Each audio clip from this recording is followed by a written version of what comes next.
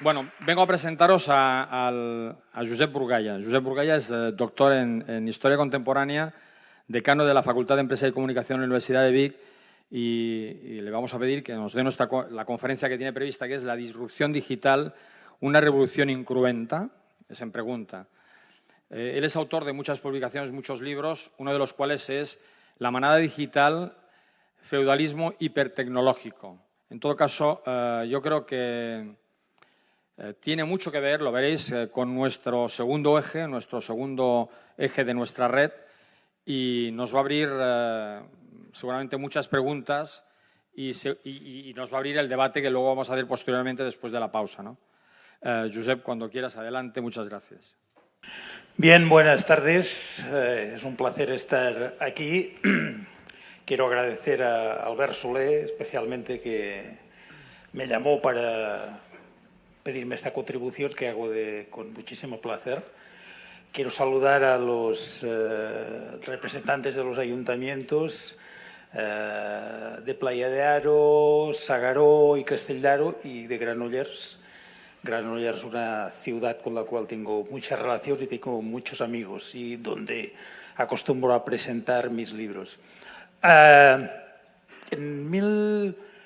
2019 me empecé a plantear un poco el impacto de lo digital, ¿no? Me parecía que era una tecnología brutalista, es decir, que entraba en nuestras vidas de una manera arrasadora, y que la respuesta social, política, etcétera, era, digamos,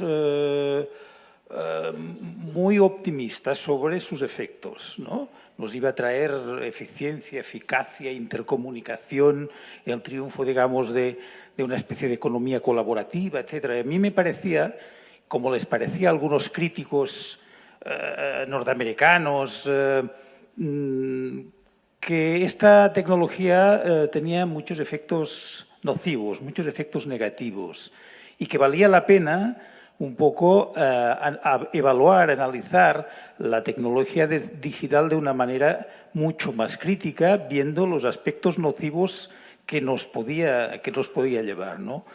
Este libro lo escribí durante la pandemia y lo publiqué en 1921, y en aquel momento, cuando presentaba el libro, la gente decía: eres muy pesimista, nos trae muchas cosas positivas lo digital, ¿por qué eres tan crítico? Yo decía, sería bueno que las innovaciones nos planteáramos su función real y que viéramos que fundamentalmente lo digital, antes que todo o antes que cualquier cosa, es un gran negocio. Básicamente es un gran negocio con una fuerte tendencia a concentrar la apropiación de rentas por parte de unas pocas plataformas. Y, por tanto, si no se lo mira como un gran negocio, evidentemente, más fácilmente descubre las trampas que hay detrás de la tecnología digital. Durante un tiempo, ser tecnopesimista no estaba muy de moda, y estaba más de moda ser tecnooptimista. Los últimos tiempos, un poco la opinión pública está dando la vuelta a todo esto. Aparecen estudios de neuropsicólogos sobre los efectos de las pantallas, de la adicción a lo digital, etcétera, y cada vez hay un planteamiento, digamos, más crítico. Grupos de padres que renuncian a entregar a edades muy tempranas el smartphone a sus hijos, escuelas que se plantean no ya tener wifi en todo su espacio, sino liberar el espacio escolar de wifi, etcétera. Es decir, hay un pensamiento crítico que creo que va a ir avanzando. El planteamiento inicial de que esto es básicamente un gran negocio lo indica una foto que Albert me ha hecho spoiler, porque fijaros.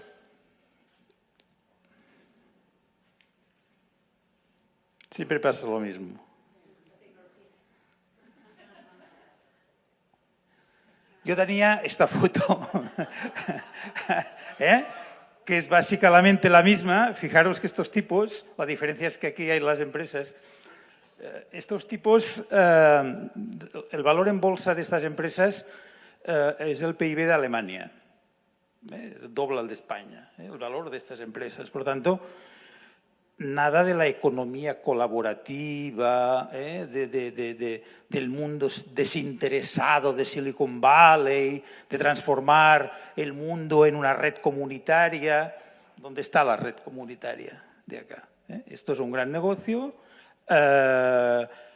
hecho a partir de algo fundamental, que son nuestros datos. Unos datos que aportamos gratuitamente y, de hecho, trabajamos continuadamente para dar datos que estas empresas rentabilizan en forma de publicidad o de la forma que sea.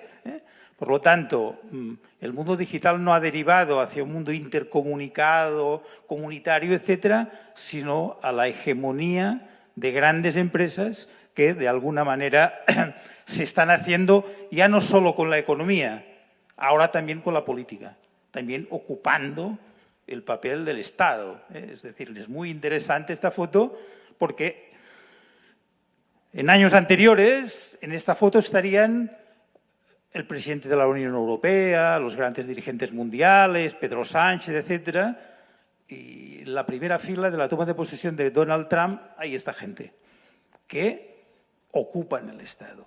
Yo cuando escribí el libro, más o menos en 2020, explicaba que en aquel momento que gran parte de los beneficios de estas empresas y especialmente de Google se destinaban a investigar algo que era el negocio del futuro, que era la inteligencia artificial.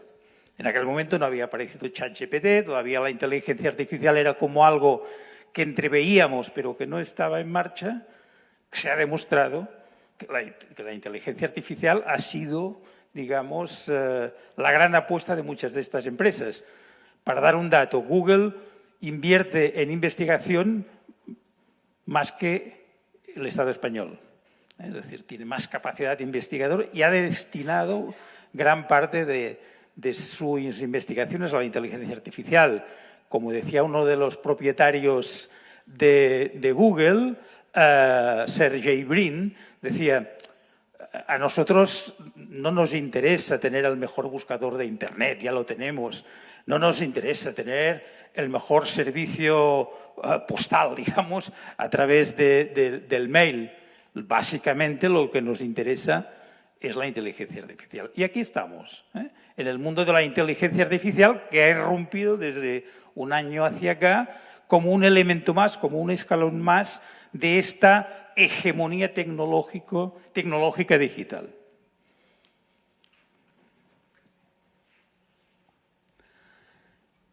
El tema es la primera pregunta que yo me hice en su momento y continúo haciéndome, no tengo respuesta. Es decir, ¿hacia dónde vamos?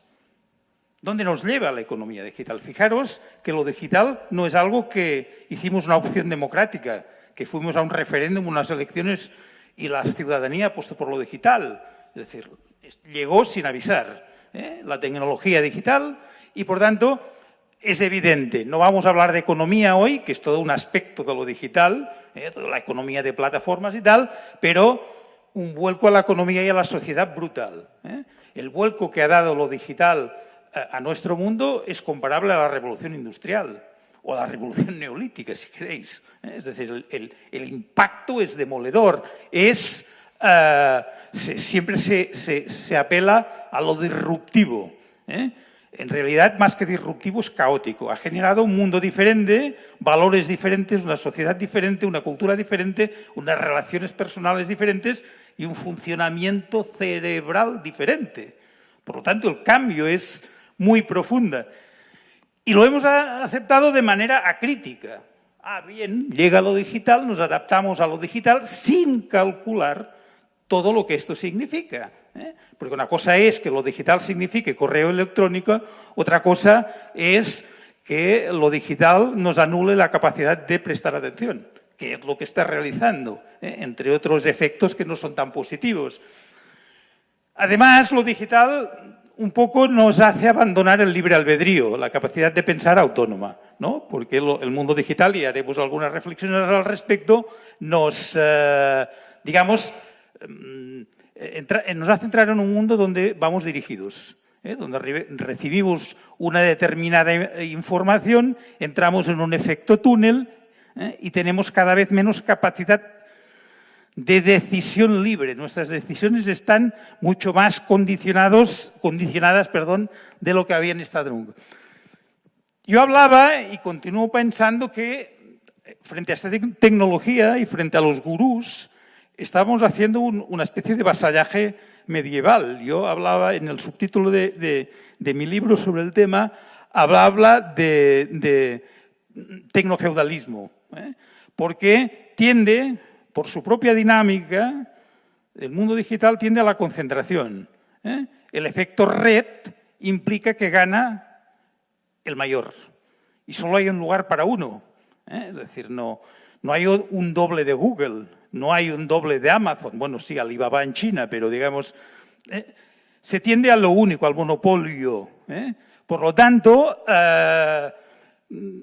se van constituyendo una especie de señores feudales que ahora ya se exhiben abiertamente con Donald Trump como personas que dirigen el mundo, piensan dirigir el mundo y, sobre todo, una cosa que a mí siempre me ha preocupado mucho, su interés por resetear el mundo. Es decir, nadie se lo ha encargado, pero hay cierto interés en resetear incluso la condición humana. Es una visión de ingenieros. Los humanos como personas imperfectas, como seres imperfectos, mejorables por la tecnología. Y, por tanto, se trata de ir incorporando tecnología en nuestras vidas para perfeccionarnos. Y, por tanto, esto es una visión muy totalitaria, ¿no?, sobre la sociedad, sobre la condición humana, etc. Klaus Schwab, que es el quien dirige el foro de Davos, decía los cambios que se avecinan no afectan tan solo al qué y al cómo, sino también a quiénes somos. Es decir, el mundo digital está cambiando nuestra naturaleza, nos está cambiando como individuos. Podemos pensar que esto es bueno, pero en todo caso lo hace, digamos, este cambio se produce sin que lo hayamos decidido. Buscan un mundo sin fricciones, un mundo de perfección. Yo soy de los que creo que los humanos somos perfectamente imperfectos. Estamos muy bien como imperfectos, con nuestros errores, nuestros fallos. Justamente esto nos hace humanos. Esta idea de la perfección es una visión de ingeniero que no entiende de zonas grises, no entiende de contradicciones, entiende de mecanismos, con los cuales hay que evitar, digamos, la fricción. Esta idea de moldear la humanidad. Los gurús de Silicon Valley se presentan como gente que quiere moldear la humanidad. ¿Y quién les ha pedido que nos moldeen? Yo no tengo mucho interés en que me moldeen como persona, como grupo. Es evidente que hemos pasado de la galaxia Gutenberg, digamos, al mundo de la pantalla, del mundo del libro al mundo de la pantalla. Y eso tiene mucha importancia. No es solo un cambio de intermediación. No tiene nada que ver para las personas, para nuestro cerebro, la relación con un libro, lo que significa la lectura, a lo que significa relacionarse con una pantalla. El libro tiene un ritmo que ponemos nosotros, la pantalla tiene un ritmo que lo pone la pantalla. Donde tendimos a lo superficial, a lo cambiante, etc. Y por tanto nos condiciona, digamos, el funcionamiento cerebral. Gilles Lipovetsky, el sociólogo francés, habla del nomadismo tecnológico. Hemos entrado en una era donde la tecnología va mudando y nosotros somos gente que nos vamos adaptando a la tecnología. La tecnología no es algo que nace a nuestro servicio, sino la dinámica nos pone nosotros al servicio de la tecnología. Y por lo tanto estamos en una especie de estrés continuo porque somos incapaces de seguir la tecnología. La idea de Kevin Kelly, que es un tecno-optimista, la ciencia descubre, la industria aplica y el hombre se adapta. Es un poco, este es el principio de la hegemonía de lo tecnológico. Y se presenta la tecnología siempre como algo inevitable, ¿no? La tecnología como un elemento externo al que tenemos que adaptarnos, ¿no? Y la tecnología es como si fuera algo que se generara por azar. La tecnología, y los hosteleros lo saben bien, es un producto social. La tecnología se genera cuando se invierte en generar esta tecnología porque una determinada realidad socioeconómica requiere de esta tecnología. La tecnología no nace por azar, nace por inversión, nace por necesidad de los poderes económicos, etc. Por tanto, si se ha invertido en inteligencia artificial durante unos años y ahora nos invade, tiene que ver con una apuesta determinada por parte, digamos, de los señores feudales. Aparecen en lo digital intentos de resolvernos problemas que nunca tuvimos ni nos planteamos. Desde el mundo digital es un mundo curioso. Nos plantea cuestiones que de hecho para nosotros no son un problema, que en la vida cotidiana las resolvemos.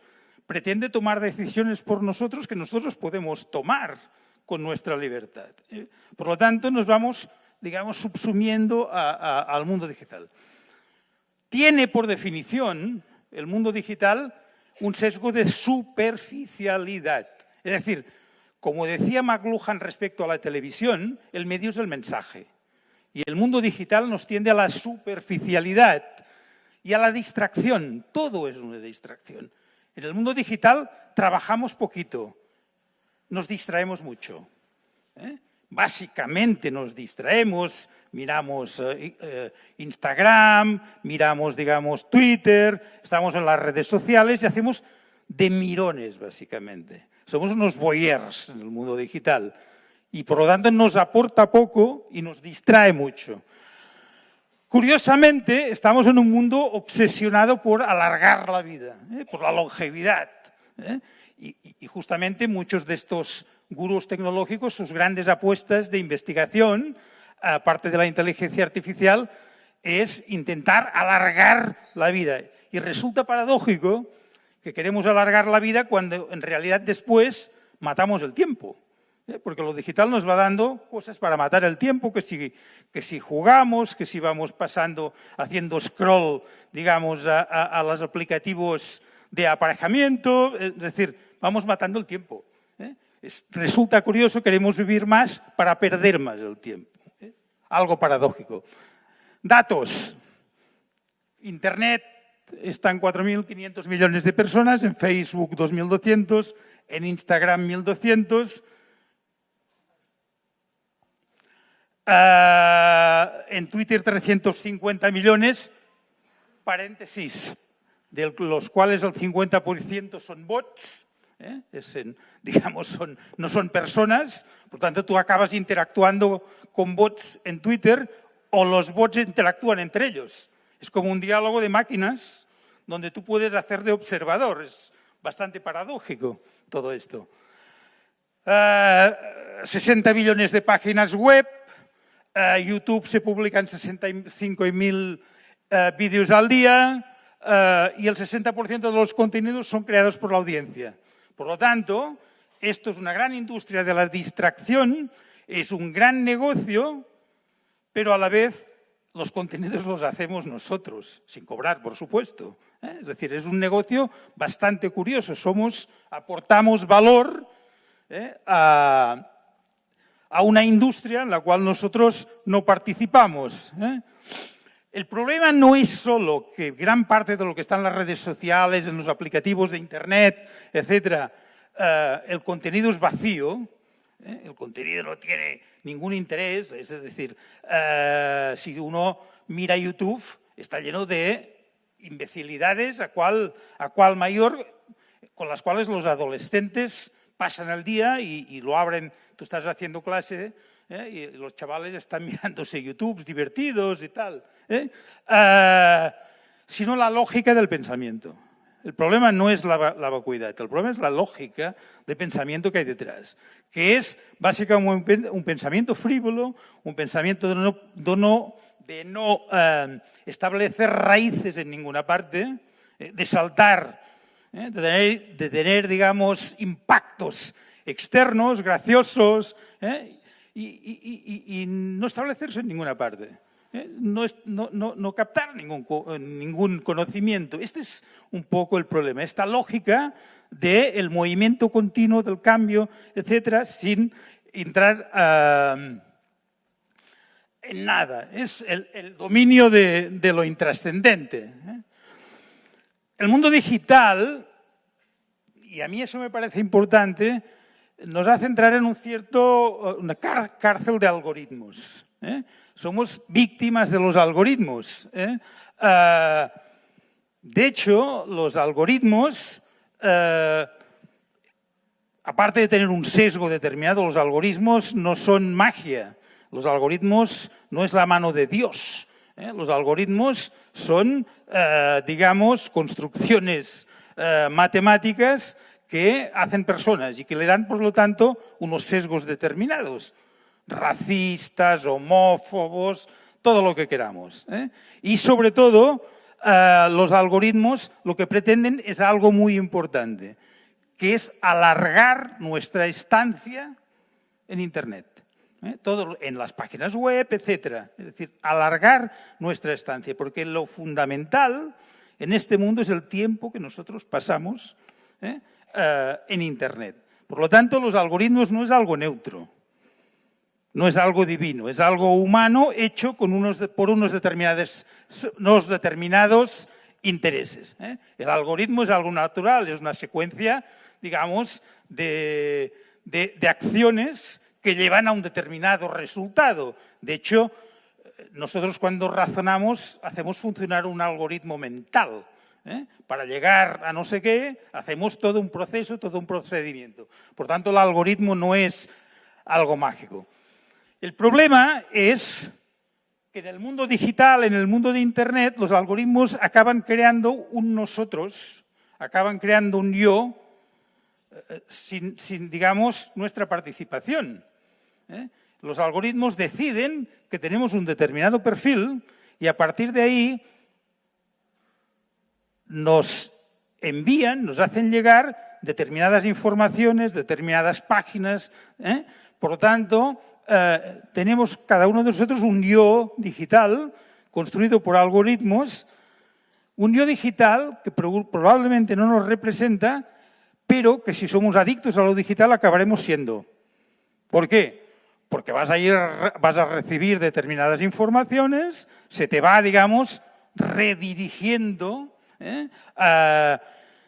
Yo si leo el periódico, encuentro artículos que me interesan, de repente la editorial de mi diario no me gusta, de repente un periodista que no me cae bien, veo que ha escrito algo que está bien y por tanto aprendo cosas.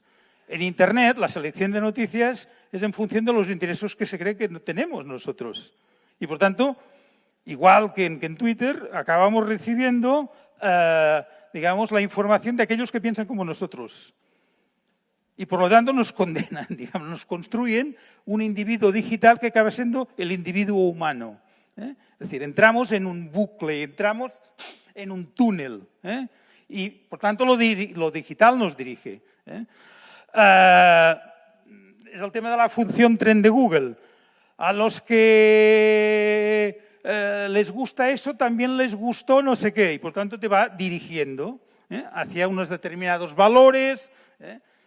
En general, el mundo digital y el mundo de las redes te lleva a conformar una tribu. Te lleva a conformar una tribu. Y esto en Twitter es evidente, es decir, vas configurando una tribu donde se separa muy claramente el nosotros del ellos. Fijaros que esto liga bien, engarza bien con la política actual, hecha, digamos, de confrontación. Nosotros, ellos. Establecer esta separación donde no hay puntos intermedios. Si tú participas de un nosotros no puedes ser tibio, tienes que ser más radical incluso que tu compañero. Y todo tiende a conformar un núcleo, un grupo acrítico, donde no quieres decepcionar a los tuyos, a tu tribu. Y por tanto, eres muy duro con los otros. Y la gente compite a ver quién es más duro con los otros. Y por tanto se van conformando dos mundos. Polarización le llamamos en política. Pues esta polarización tiene una lógica desde el punto de vista digital. Aquí la pantalla se me corta. Bueno, es igual. En definitiva, por ejemplo, Facebook tiene 100.000 señales para perfilarnos. Es decir, el perfilado es de las cosas más heavy, digamos, que hay en el mundo digital, en el mundo de las redes. Es decir, Facebook nos perfila a partir de 100.000 señales y, por lo tanto, sabe perfectamente o cree saber perfectamente qué individuos somos. Sabe no solo nuestra edad, nuestra religión, nuestros gustos sexuales, sabe cuando estamos tristes, cuando estamos emocionados, cuando estamos abiertos a comprar. Sabe nuestro posicionamiento político y qué mensajes nos tiene que enviar. El tema aquel de Cambridge Analytica era esto. A partir de Facebook, detectar segmentos, no solo políticos, sino segmentos, digamos, emocionales, a los cuales mandar unos determinados mensajes a los cuales las personas son más sensibles. Por lo tanto, digamos, es un mundo que nos va perfilando. Pero lo importante no es solo que nos conoce muy bien, es que nosotros nos acabamos convirtiendo en el ideal que Google o cualquier otra red social se ha planteado sobre nosotros. El smartphone. El smartphone ha sido, dentro de lo digital, el cambio clave. 2008, crisis económica. Aparece Steve Jobs y se saca del bolsillo un teléfono que no es un teléfono, que incluso si quieres puedes llamar, pero que no está para esto. Llevas un ordenador en el bolsillo con acceso directo a todo tipo de redes sociales, internet, etcétera, que tiene más capacidad de rendimiento que tenían los ordenadores que llevaron el hombre a la luna. Puesto en el bolsillo. El mundo en nuestras manos. El cambio que ha significado smartphone es brutal, porque nos convierte en individuos que ya no entramos de vez en cuando en Internet, sino que estamos siempre en Internet. Individuos dirigidos, el móvil, el smartphone como si fuera una prótesis, sin la cual no podríamos vivir y que nos induce a un comportamiento brutal. Es decir, un cambio, es decir, tú pendiente siempre de lo que pasa fuera de ti, nada pendiente de la gente con la cual estás, siempre demostrando que estás con tus amigos, pero pendiente del móvil, como diciendo, oye, estoy con vosotros, pero podría estar en algún sitio mejor que con vosotros. Un móvil encima de la mesa condiciona la conversación. Eso se han hecho estudios, es decir, relaciones personales con móvil encima de la mesa o sin móvil encima de la mesa. Cambia absolutamente el comportamiento, la actitud y tal. Por lo tanto, se convierte, digamos, en la lámpara de Aladino, el smartphone. Es brutal, es decir, el mundo en nuestras manos, es otro tipo de vida, las relaciones ya las hago a través de esto, ya no me relaciono directamente porque me da un poco de pavor, me relaciono a través del móvil, que me da más seguridad, el mensaje le puedo reeditar, etcétera, etcétera, etcétera. Puedo apurar más en determinados temas. ¿Para qué salir, digamos, de fiesta y hablar con personas a ver si interaccionas cuando puedes, digamos, interaccionar directamente, digamos, por los buscadores de pareja y donde puedes establecer exactamente qué quieres, a qué hora lo quieres y cómo lo quieres? Es decir, cambia absolutamente nuestra percepción, nuestras relaciones y, sobre todo, hace que a partir del smartphone, y es algo que yo experimento con los estudiantes, tú ya no sabes de qué color tienen los ojos la gente. De repente me di cuenta y compartí con mis compañeros que a la mayoría de la gente los tenía durante un curso y al final yo no había visto si sus ojos eran azules o verdes. Más que nada que nunca levantaron la mirada. Nunca me miraron. Y por tanto no sé qué...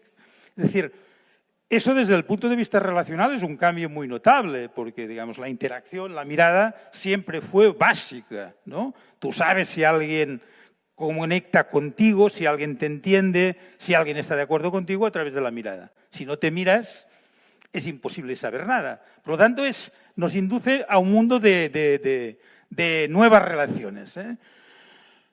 Le planteamos 2 billones de preguntas anuales a Internet. Es decir, ya es el recurso habitual, ya no pensamos, ya, es decir, vamos y buscamos, digamos, qué nos dice Internet. Conexión espacio-temporal continua, etc. Las apps que tienes en tu móvil dicen mucho de ti. Es muy importante, es decir, las apps que uno tiene en la primera pantalla del móvil hacen que seas un moderno, que seas un carca, o que seas un desfasado, que seas... Es decir, la primera página esta no es una tontería. Es decir, mis hijos cuando ven mi primera página piensan que soy un emigrante digital, pero que no soy un nativo digital, porque tengo unas páginas instrumentales, digamos, ¿no? Pero no tengo guays, porque no las conozco. Por lo tanto, las apps como elemento clave, cada mes nacen 260.000 nuevas apps. Por lo tanto, digamos, uno no se las va a terminar. Los objetos nos miran, el Internet de las cosas. Es decir, ya no es solo, digamos, el control, la pérdida de privacidad, etcétera, que significa el smartphone y todo el tema de las redes sociales, sino que aparecen sensores y geolocalizadores en nuestros electrodomésticos. Y por tanto, de repente, lo que tiene que limpiar nuestra casa sabe todos nuestros gustos, los programas de televisión que vemos, si tenemos una buena relación familiar, si nos peleamos a menudo con la pareja, si tenemos... Es decir, lo sabe todo. Lo sabe absolutamente todo. Tiene los datos de nuestra... Por lo tanto, este trasto informa sobre nosotros. Y nos vendrán ofertas comerciales en función de lo que capta este trasto. Pero lo mismo pasa con el coche. Es decir, a lo mejor queremos llevar una doble vida, pues no, aquí no hay doble vida posible. Es decir, el coche tiene toda y por lo tanto, tu concesionario de automóvil lo sabe todo de ti. Es decir, no hace falta que les expliques nada. Es decir, perdemos absolutamente la privacidad. Y por tanto estamos siempre encuadrados, no hay descanso, siempre estamos registrados. La Stasi, digamos, la policía política de la República Democrática Alemana nunca aspiró a tanto, como lo que saben de nosotros, digamos, las grandes corporaciones digitales.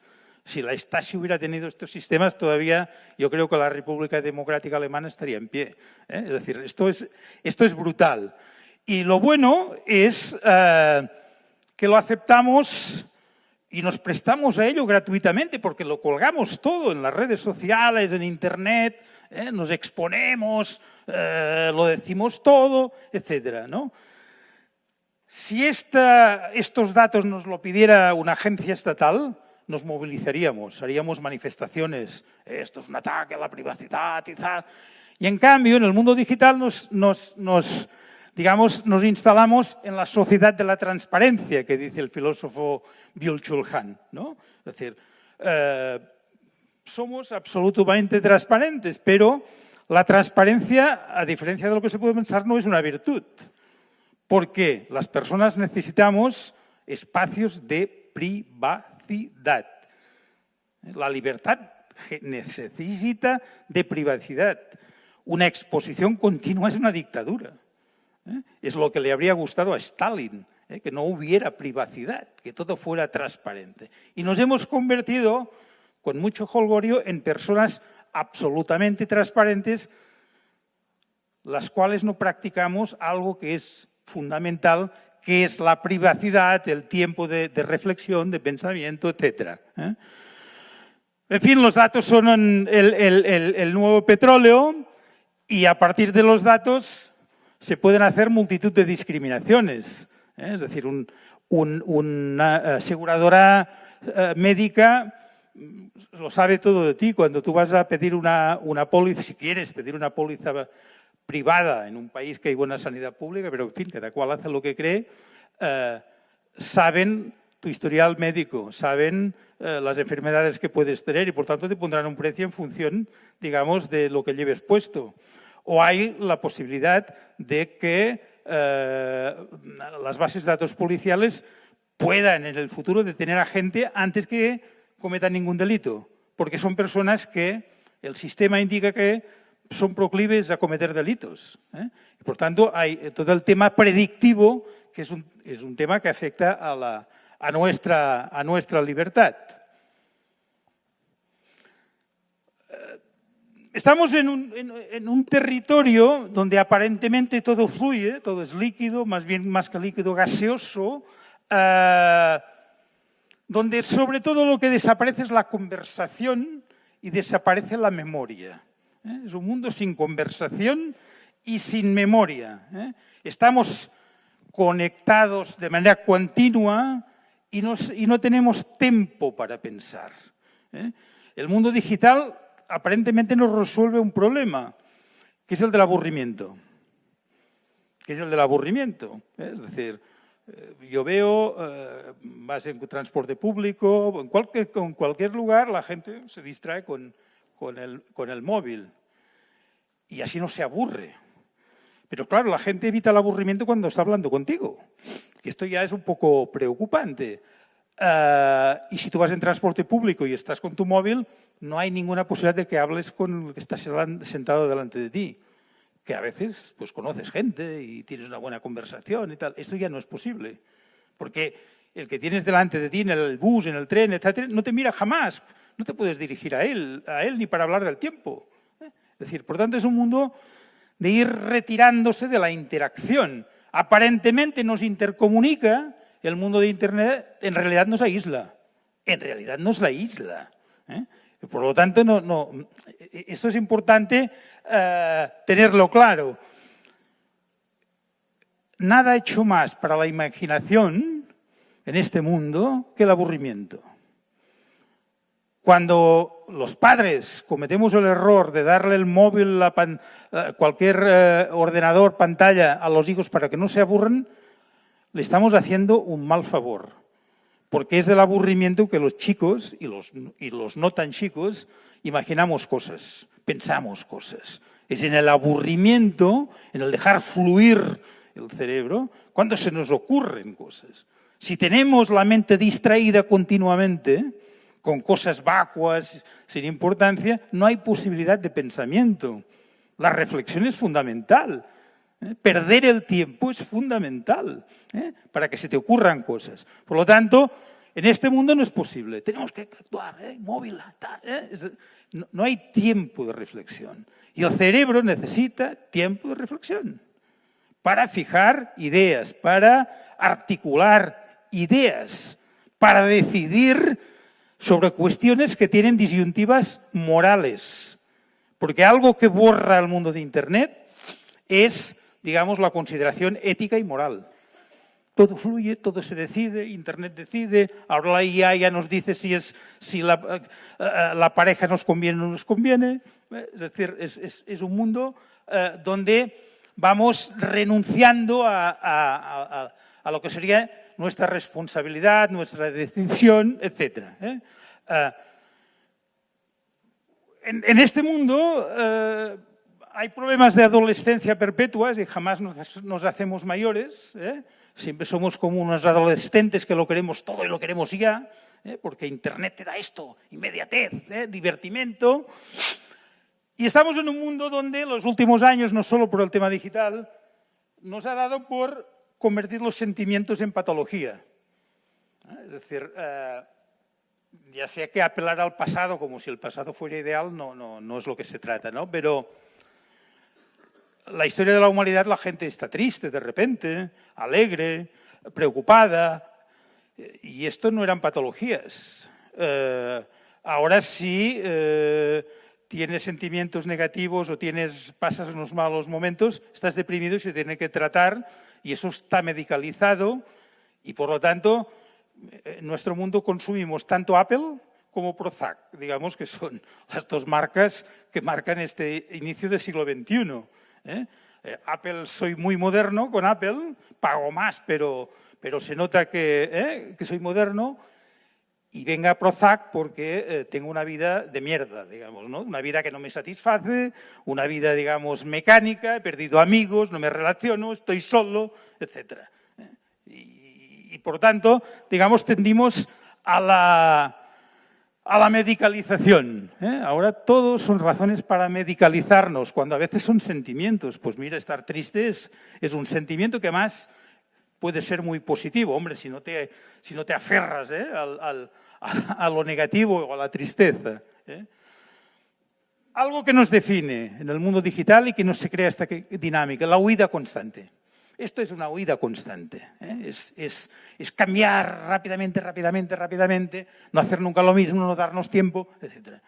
Uno de los efectos de todo esto es la turistificación del mundo, que es uno de los fenómenos más brutales que está sucediendo en los últimos años. ¿Por qué viajamos tanto? Porque podemos, porque los vuelos son baratos, porque entro en internet y encuentro unas gangas, y por lo tanto, ¿por qué vas el fin de semana a Estocolmo? Pues no lo sé, pero puedo. Y además hay un billete por 20 euros. Siempre huimos de nosotros mismos. Esto es una patología social bastante importante. Vamos huyendo siempre de nosotros mismos. Los chavales jóvenes ya no hacen un viaje 2 al año, 27 viajes al año. Los jubilados no están ningún fin de semana en casa. Ya no van a Benidorm, no. Van a Tombuctú. Es decir, es un tipo de actitud, que yo me la planteo así un poco con broma, pero que es un tipo de actitud donde no hay calma, donde no hay reflexión, donde no hay pensamiento, donde no hay goce de las actividades convencionales, donde ya no valoramos salir a cenar con unos amigos y dejar que nos toquen las 3 de la madrugada hablando, tomando. No, eso si no lo haces en Roma, en París o en Nueva York no tiene ningún interés. Es decir, esta huida es una huida hacia adelante que, dejaros que os diga, que desde el punto de vista medioambiental es insostenible. O sea, lo del turismo, en fin, ya sé que no es un mal lugar para hablar del impacto negativo del turismo, pero, en fin, es un tema que da mucho que hablar. El tema de la conversación es un tema fundamental. Mirad, esto no es real lo que voy a decir. Hay universidades americanas que están haciendo seminarios de conversación, porque la gente ha perdido el hábito de la conversación. Y la gente no se sabe dirigir in person a otras personas. Universitarios que no se han relacionado, que se han dicho lo que queráis en las apps de sexo digital, pero que en personas no son capaces de decirse buenos días. Por lo tanto, la conversación como algo que desaparece. Hablar y escuchar, la base del sistema democrático, hablar y escuchar, son aptitudes que se dominan en la medida que se practican. Si uno no lo practica, el cerebro es maleable, se pierde, es flexible el cerebro. Por tanto, todo aquello que no haces, dejas de tener la capacidad de hacerlo. Es muy importante, son muy importantes los estudios de los neuropsicólogos en la línea de la lectura, la importancia de la lectura sobre papel, que te permite una lectura profunda, pausada, de interiorizar, etc.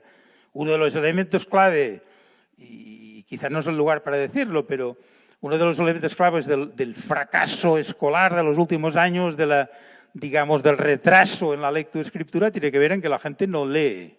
Y si no lees, no fijas lenguaje. Y si no fijas lenguaje, no puedes ordenar ninguna reflexión.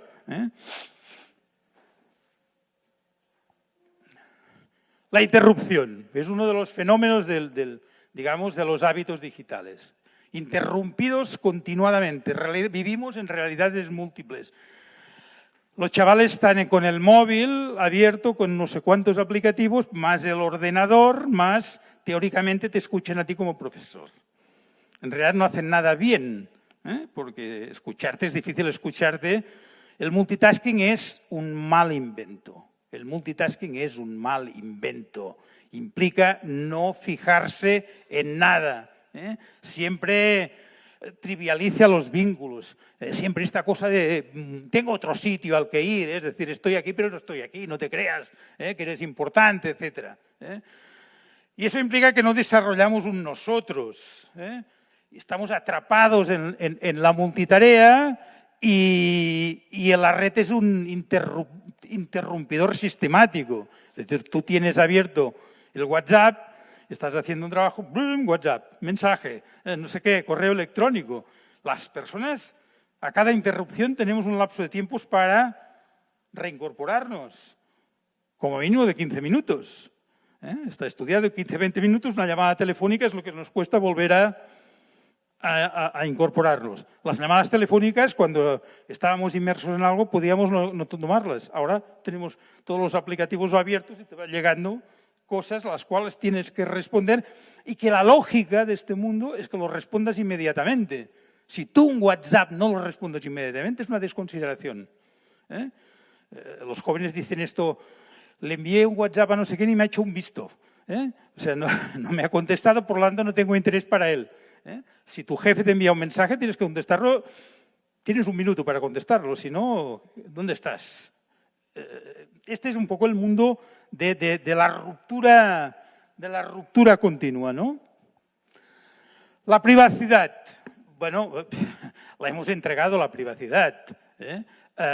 Y no lo digo solo por la práctica del sexting, sino lo digo por muchas más cosas. Es decir, colgamos en Instagram toda nuestra vida, aunque sea idealizada, porque la vida de Instagram nunca es real. Siempre es una vida con filtros. Siempre intentamos, sobre todo en Instagram, plantear un poco la imagen de lo que querríamos ser más de lo que somos, ¿no? Estamos en un paraíso fantástico tomando unas copas, en realidad nos estamos aburriendo con nuestra pareja que estamos a punto de separarnos. Pero en todo caso allí todo parece idílico, hay palmeras, etc. Mark Zuckerberg ya hace bastante dijo, la privacidad ya no es una norma social relevante. Y por lo tanto, si tú quieres privacidad, la tienes que pagar. Para que te borren tu huella en las redes sociales, en Internet, tú tienes que pagar. Hay empresas que se dedican a esto. Por tanto, la privacidad es un lujo. Hay que pagarlo. Y dejamos que se metan en nuestra vida y en nuestro ordenador y en nuestro teléfono espías. Los cookies, las cookies, como elementos divertidos y tal, son espías. Tenemos a alguien que va mirando nuestra vida cotidiana. Imaginaros en el mundo analógico que el cartero, delante de nuestros vecinos, saca nuestras cartas, las abre y las lee a nuestros vecinos. Esto en el mundo analógico íbamos a matar al cartero. En el mundo digital hacemos esto con un placer inmenso. Y dejamos que las cookies, y el ordenador te avisa, ¿no? ¿Aceptas las cookies? Sí, acepta, tira, no me hagas perder el tiempo. Bueno, entonces somos absolutamente previsibles. El nativo digital es un nuevo humanoide. Esta es una frase de Michel Serres, un profesor de Harvard, que hizo un libro que es encantador de hace unos años, que se llama Pulgarcita, de pulgar y cita. Y este señor dijo, y cuando leí me gustó porque él es profesor de Harvard, coño, esto para los universitarios, Harvard es Harvard, ¿no? Y decía que estaba anonadado porque sus alumnos ya no le escuchaban. Dije, hombre, lo mismo que me pasa a mí. O sea, en Harvard también pasa esto, ¿no? Y habla este libro de que nuestras generaciones somos terminales, ya terminamos una época. La época de los libros, de la cultura libresca, de dar importancia al conocimiento, que todo esto ya acaba con nosotros. Y que estos nativos digitales ya es otro mundo, digamos, otros animales, ya son otros animales, digamos, diferentes, ¿no? La tendencia al infantilismo es uno de los elementos clásicos del mundo digital. Individuos con poca resistencia a la frustración, individuos snowflakes, copos de nieve, en fin, con rarezas. El personaje, digamos, es bastante representativo de estos kidults, de estos estos adultos que se niegan a hacerse mayores, y que se instalan en el mundo digital como si todo fuera un juego, todo es fantástico. Gamificación. Todo tiene que ser un juego. Y ustedes saben que en el mundo educativo esto hay una presión, ha habido una presión para gamificarlo todo, ¿no? Cuestiones que los estudiantes pueden responder, no, pero si lo hacemos con un Kahoot y tal, bueno, ¿qué coño me aporta el Kahoot? Es decir, no, ¿cuánto me puede contestar el chaval? Es decir, no. Pero es la lógica de variaciones continuas. Es decir, nada puede estar estable, nada puede ser plácido, nada puede ser aburrido. Hay que movimiento continuo, cambio, cambio, cambio, cambio, cambio. Y por tanto, gamificamos todo. Todo se tiene que hacer como si fuera un juego. Todo nos aburre, nos cansa. Y por tanto, huimos de lo sólido, de lo trascendente, y también en las relaciones personales. Es decir, ya no hay lugar, o digamos, está poco de moda las relaciones sólidas, las relaciones personales con continuidad. Las jóvenes generaciones huyen del compromiso, pero como de la peste, con lo cual, yo no sé si es bueno o malo, pero en todo caso es un hecho que liga mucho con la lógica del mundo digital. En el mundo de las relaciones esto es muy claro, es decir, a lo largo de la historia, hasta hace 4 días, las posibilidades de aparejamiento, digamos, eran limitadas. La gente que conocíamos en un salón de baile, en la cola del supermercado, en el trabajo, y en fin. Por tanto, las posibilidades de parejas sentimentales, sexuales, eran limitadas. Tenías unas posibilidades, pero bueno, no eran infinitas. ¿Por qué me voy a parear de manera estable? ¿Por qué me voy a enamorar si mi mercado a día de hoy es el mundo? Es infinito. Es decir, ¿por qué me voy a conformar con esta pareja tan guapa, tan fantástica? Porque seguro que afuera hay gente más guapa, más interesante, más provocativa, más... Es decir, y eso es muy importante. Una de las cosas que frivoliza más las relaciones personales es el scroll que uno puede hacer con las páginas, digamos, de apareamiento. A ver, este está bien, este... Es decir, esto es la estupidez personificada, es decir, es la desconsideración hacia las personas. Por tanto, todo induce a no establecer relaciones con continuidad fijas. El mercado es infinito. Yo soy un artista que actúa en un teatro que es el mundo. ¿Para qué me voy a coartar si puedo actuar frente al mundo? Muchas secuelas psicobiológicas de lo digital. Últimamente están apareciendo estudios que me parecen muy interesantes de cómo lo digital está condicionando nuestro funcionamiento cerebral. Los neuropsicólogos detectan un aumento de la incapacidad para prestar atención a una sola cosa. Y esto los que nos dedicamos a la enseñanza, al nivel que sea, lo sufrimos cada día. Y esto no ha pasado porque sí, porque haya habido un deterioramiento, digamos, del ADN, sino por determinados hábitos, ¿no?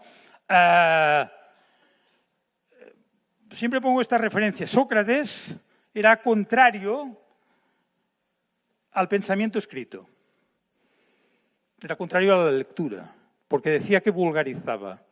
Y por lo tanto, Sócrates era partidario del pensamiento expresado oralmente. Y Sócrates, ya saben que es un pensador un poco inventado, digamos, por Platón,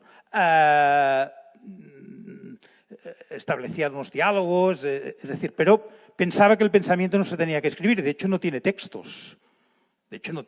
Sócrates. Porque pensaba que la escritura minimizaba el valor del pensamiento. Pues imagínense cómo va a minimizar. Si la escritura minimizaba, imagínense cómo minimiza el hecho de pensar que tenemos toda la información en un almacén que se llama la red y que nosotros ya no tenemos que tener pensamiento ni memoria, etcétera, etcétera, etcétera. Marianne Wolf, que es una autora muy, muy interesante, habla de la importancia de la lectura en la conformación de las habilidades cerebrales. ¿Anem curts de temps? Bueno, más secuelas psicobiológicas de lo digital. Internet es lo opuesto a la lectura, visualización rápida, sistema de recompensas repetitivas, apelación simultánea a los sentidos, es decir, ya no es posible la Magdalena de Proust en este mundo en el cual vivimos, donde, digamos, un determinado olor te evoca determinadas cosas. Mundo de narcisismo, el mundo de las redes nos tiende al yo, al nosotros. Gran parte de las fotografías que ponemos en Internet son selfies, el 80% son selfies, por tanto es narcisismo, es nosotros como centro de todo. El tema del exhibicionismo y de la transparencia, es el mundo de la exhibición constante, que es una exhibición aspiracional. De hecho, lo que exhibimos es lo que aspiramos a, no lo que somos. Y por tanto ya no hay privacidad. Las redes como expresión de nuestro peor yo. En las redes nos comportamos como cuando conducimos, como unos auténticos energúmenos. Insultamos, enviamos en fin, le deseamos lo peor a las personas, cosas que no haríamos en la realidad. No somos tan malos como parecemos en las redes sociales, porque si no la humanidad sería un auténtico desastre. Y por tanto es el mundo de las shitstorms, de las tormentas de mierda. Digamos que si te ocurre en Internet reconocer que te has equivocado en algo, en las redes sociales te cae la de Caín, o sea, te cae todo encima. Y es un mundo donde, ya lo he dicho al principio, se tiende a la concentración de posicionamientos confrontados. Bueno, mucha prisa para no llegar a ningún lado, es lo que expresa el turismo, es lo que expresa, digamos, queremos rápidamente respuestas a todo, pero ¿para qué? El proceso para llegar a determinadas cosas es más importante que llegar a determinadas cosas. Lo bueno está en el proceso. El mundo de Internet niega el proceso. Lo quiero ahora y lo quiero ya. Y por lo tanto, niego el papel del tiempo. Efectos sobre las capacidades emocionales. Esto es muy importante. Nos vuelve fríos, nos vuelve distantes. Por tanto, esto es un problema. El lujo de la atención. Cuando nosotros entramos en Internet, hay una auténtica batalla para captar nuestra atención. Nuestra atención es lo que vale, es lo que vale. Y ya se habla de la economía de la atención. Es el valor que tiene nuestra atención. Es fundamental. No solo los datos son fundamentales, sino nuestra atención. Y vamos acabando. En los últimos tiempos, pues, ha llegado esto que se llama la generación Z, que son los plenamente digitales y sobre todo los plenamente generación smartphone. Y por tanto son los tipos que nos llegan con un cuadro un poco preocupante. No quiere decir que todos sean así, pero en todo caso son mayoritarios. Sustituyen a los millennials, son los nacidos entre el 98 y el 2010, son el objetivo del marketing, porque son los grandes consumidores. Estos son unos tipos grandes consumidores, muchos de ellos hijos únicos, con padres, digamos, que les quieren proteger, que les quieren dar todo y que no les quieren, digamos, crear problemas, ¿no? En España son 8 millones de españoles, 25% de la población está aquí. Y son los que marcan los próximos años. Neonatos digitales, hipertecnológicos, aislados e individualistas, 20% de fracaso educativo, en todos los niveles. Hiperactivos, desmotivados y poco dados al esfuerzo. Su horizonte es la precariedad, no la estabilidad que han tenido sus padres. Fácilmente frustrables, flojos, snowflakes. La importancia de la marihuana como rito iniciático y como paliativo. O sea, la marihuana, han estudiado muchos expertos, funciona como una automedicación. Frente a la tensión, la marihuana funciona como paliativo. muchos trastornos y problemas de salud mental. Las universidades cada vez más vamos haciendo crecer el departamento de atención a la salud mental, porque aumenta brutalmente la gente con problemas de salud mental. Son identitarios, poca sociabilidad presencial, desconfían de la presencia, viven en las redes sociales, son selficéntricos por definición, no pueden concentrarse, todo tiene que ser inmediato, necesitan cambio continuo si no se aburren, viven el presente y un poco como los punks de los años 70 es el no futuro, es decir, no tienen un escenario de futuro y son gente muy vulnerable, muy vulnerable. Son los hijos de lo digital, son los hijos del smartphone.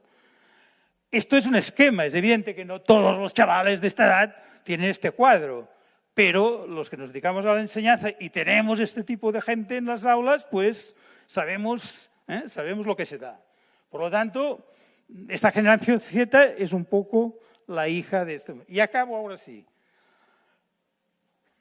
Slow. Recuperemos lo que es fundamental, recuperemos el tiempo, recuperemos la tranquilidad, recuperemos el pensamiento, recuperemos la lectura. Lo tecnológico es político. Lo tecnológico no es una variable independiente, es algo que cambia nuestro mundo y por lo tanto es político. Y la política tiene que intervenir en gestionar estos impactos, en establecer límites, en establecer normas. Y la Unión Europea lo está haciendo, pero muy tarde. Pero el resto del mundo no lo está haciendo. Y este es el tema, igual que está haciendo Europa con el tema de la inteligencia artificial. Hay que reglamentar el online como se hizo en el offline. No puede ser que en el mundo online no exista la libertad, la privacidad, el derecho de propiedad. Esto es un absurdo al servicio de las grandes tecnológicas. Al servicio de las grandes tecnológicas que, si ustedes se fijan, ahora quieren el Estado a su lado. Antes reclamaban libertad, las grandes tecnológicas, ahora buscan la protección del Estado, de los Estados Unidos, para proteger sus negocios, su monopolio, etcétera, etcétera. Por lo tanto, esta tecnología no es, digamos, negativa por definición, pero sí que puede ser muy negativa, depende del papel, la función que le demos. Y es bastante evidente que si durante años pedimos wifi en todas partes, ¿habrá wifi? Pues ahora tenemos que pedir que no haya wifi en muchas partes para que podamos recuperar nuestra vida. Gracias. Bueno, tenemos unos momentos, lo vamos a sacar de la dinámica de después porque inmediatamente después de las preguntas, si tenéis preguntas o comentarios, sugerencias, bueno, ideas, lo que os haya provocado, que supongo os ha provocado muchas cosas, la conferencia de Josep. Tengo el micro. ¿Quién? ¿Sabéis que? Ah, sí, Celia. Bueno, primero de todo, muchísimas gracias. Me ha parecido súper interesante y nos ha hecho reflexionar en el presencial, ¿no? Que creo que es importantísimo por lo que has comentado. Yo sí que me ha hecho reflexionar un estudio que leí hace poco los resultados sobre lo sorprendente que estamos viendo de que en el tema de los libros se esperaba que el libro papel desapareciera y sin embargo no lo está haciendo. Entonces ahí hay una esperanza, ¿no? ¿Qué está pasando? La esencia humana está resistiendo ahí. Entonces quería saber tu opinión de por qué crees que esto está pasando. Espera, quizás, Josep, un momento. ¿Hay alguna pregunta más? ¿No? No sé muy bien por qué está pasando, pero en todo caso es un goce que esté pasando. Ciertamente hay una recuperación del libro y de la literatura, no del ensayo, digamos, esto es para muy cafeteros, y quizá podríamos hablar sobre la calidad de la literatura que entre los adolescentes, jóvenes, digamos, se consume. Pero en todo caso, si leen libros, más allá de que las historias sean muy buenas o no tan buenas, fijan lenguaje, aprenden cosas, ya leerán cosas más complejas, ya leerán a Borges más tarde, digamos, ¿no? Por lo tanto, yo lo encuentro una gran noticia. Abren librerías. En un momento determinado pareció que las librerías iban a morir. Abren librerías, por lo tanto, sí, es una esperanza clarísima. Y en el caso español, que no en el norteamericano, encuentro que es una gran noticia que no haya triunfado el libro electrónico. Porque, bueno, ustedes mejor que yo seguramente saben que no es lo mismo leer en pantalla que leer en papel. Es muy diferente. Y por lo tanto, no ha triunfado, el libro continúa funcionando. Lo que sí no vamos a conseguir recuperar es la lectura en papel de la prensa. Esto sí que yo doy clases en periodismo y soy el único que va con un diario papel bajo el brazo. Ningún estudiante ha cogido jamás un diario a papel. Pero yo creo que yo no soy negativo en el sentido de pensar que no hay futuro, que los jóvenes son fatales y tal. No, les hemos, digamos, malcriado en el sentido profundo de la palabra, pero a pesar de todo hay mucha gente joven con muchas ganas, con muchas aspiraciones, y pensar que cualquier tiempo pasado fue mejor siempre es un error, ¿no?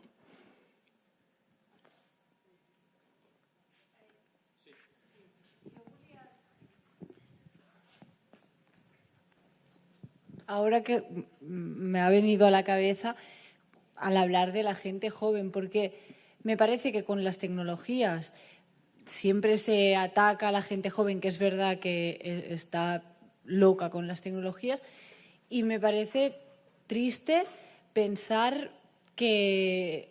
És que em costa molt expressar-me en castellà. Bueno, ho dic en català, ho sento.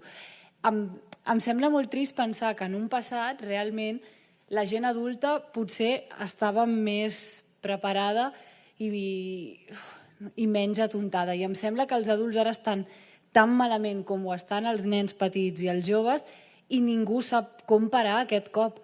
Llavors, tinc la sensació que potser abans algú podia dir «Ei, que això és perillós, ei, que se'ns n'està anant de les mans» i que ara qui hauria d'estar dient que això se'ns n'està anant de les mans a tots no ho pot dir perquè també fa temps que se'ls hi queda gros i que és una pena. Bueno, això. Sí, no, estoy de acuerdo. Es decir, no son solo los jóvenes. Es decir, los jóvenes tienen un impacto especial porque solo han vivido determinadas tecnologías y formas de relacionarse, aislamiento, etc. Pero el impacto de lo digital entre los adultos es igual de brutal. En realidad, los chavales utilizan en casa el smartphone en la mesa porque nos vieron a nosotros, es que espero una llamada de trabajo que es muy urgente y tal. Aquel día perdimos la batalla de que en la mesa no se consulta el WhatsApp. Es decir, los mayores, digamos, también estamos pilladísimos porque nos distrae todo esto, porque es muy práctico. Y nosotros, si hubiéramos tenido esta tecnología digital y el smartphone 20 años antes, habríamos hecho lo mismo, porque es el camino fácil. Porque además hay mecanismos de adicción, genera adicción. Y este es uno de los problemas. Y en los próximos años va a haber, digamos, programas potentes de desadicción a las redes. Y, por tanto, es un problema de una tecnología que es muy puñetera, pero es muy puñetera porque alguien la ha diseñado para que sea así. Porque esto, vuelvo al principio, esto es un negocio. Si alguien se piensa que esto es la Cruz Roja, no es la Cruz Roja, esto es un negocio. Bueno, sí, quizás la última, alguna más, porque ahora sí que ya vamos muy pillados. No, solo una reflexión. También la responsabilidad de la Administración en todo este proceso, sobre todo en el marco del sistema educativo. Yo me acuerdo cuando entraron los ordenadores, el 1x1, como en Cataluña, ¿no? Que todo el mundo se volvió loco. Los padres estaban hiper encantados, los centros, bueno, vamos a hacer lo que vamos a poder. Y ahora hay un escarnio público en los centros educativos, en los consejos escolares, los padres pidiendo que se quiten los ordenadores. Los educadores no saben qué hacer, no saben qué decir y, bueno, que esto está consternando todo el sistema educativo, ¿no? Solo un comentario. Creo que hay una última pregunta. Sí, en primer lugar, un agradecimiento, voy rápido. ¿Cuál es para quienes trabajamos en instituciones públicas, en qué manera vamos a poder acotar, delimitar, estructurar, organizar todo este papel de las... Porque es difícil sustraerse a esta cuestión cuando tú tienes que tener tus programas metidos en las redes sociales para darles visibilidad. Tú tienes que preparar algo que gamifique eso que vas a contar para hacerlo más atractivo. Es difícil a veces para quienes trabajamos en estas entidades porque viene una ola muy profunda. Yo hace poco... Hay otra cuestión también que está ahora, es la ola de los emprendedores, ¿no? Es decir, entonces, cuando tú dices que no a un proyecto de emprendedores, estás como volviendo al paleolítico inferior, eres como una cosa rara, ¿no? Y luego hay otro tema, y acabo, que es la cuestión de la importancia social, es decir, en qué medida... Igual que ocurre con el consumo de alimentos de grasas trans en las clases más bajas, ¿en qué medida también esas clases más bajas van a ser las que les va a costar más salir de la cuestión, digamos, de la inmersión en lo digital? Seguro, esto es un tema de clase como de casi todo, digamos. Les va a costar más porque los padres que llevan a chavales a centros educativos donde lo digital está puesto en un segundo nivel son los sectores bien pensantes y socialmente bien situados. Por lo tanto, digamos, va a ser la grasa de los pobres, la obesidad, digamos, informativa, etcétera. Yo hay una idea que dejo aquí y quizá alguien me mate, pero en los últimos tiempos, las últimas décadas, ya no solo los últimos años, los planteamientos pedagogistas han sido muy dados a las innovaciones tecnológicas en los centros escolares, sin previsión, sin prevención, sin auditorías, sin no sé qué. Había que ser moderno y había que incorporar mucha tecnología porque habíamos de dejar que los profesores hicieran clases magistrales. Porque ya no se trataba de transmitir conocimientos, sino se trataba de que los alumnos, por generación espontánea, aprendieran. Yo soy muy crítico con estos planteamientos que nos llevan y nos han llevado a los fracasos que nos han llevado. Y en lo tecnológico, además, detrás de muchos pedagogistas de estos, hay empresas que son los que venden la tecnología a los centros escolares. Y esto podríamos hablar, en el caso de Cataluña, largamente. Sí. Digo que muchas gracias a Josep por esta clase magistral y en todo caso solo deciros que a continuación, después, ahora Lali os contará cómo va esto del café, ya veo bocadillos, bueno, en fin. Después vamos a tener un tiempo lento para las preguntas, para las conversaciones, para pensar. Y no nos aburriremos en una dinámica que vamos a hacer justamente después del café. A mí me gustaría, después de lo que nos has contado, siempre me viene últimamente, cuando hablo de estas cosas o aparecen estas cosas, la palabra esperanzar de Paulo Freire. Paulo Freire la utilizaba, se inventó un verbo que era esperanzar. Y esperanzar para construir juntos. O sea que yo creo que tus palabras nos han servido también para que nos esperancemos.